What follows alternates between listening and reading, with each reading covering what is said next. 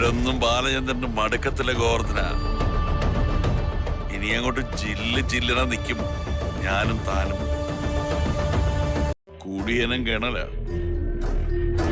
കൊട്ടാരമറ്റത്തിൽ ഔതക്കുട്ടിയുടെ മകൻ സ്റ്റാൻലി. ഇനിയാണ് നമ്മൾ ഭൂതത്തിന്റെ ഉത്ഭവസ്ഥാനത്തേക്ക് പോകുന്നത്.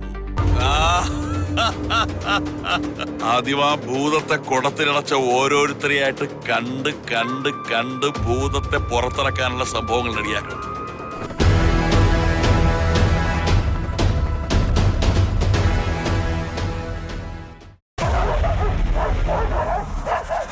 ഈ കൊട്ടാരമട്ടത്തിൽ സ്റ്റാൻലി ജോസഫ് വന്നത് മരിക്കാനല്ല, ജീവിച്ചു കാണിക്കാനാണ്.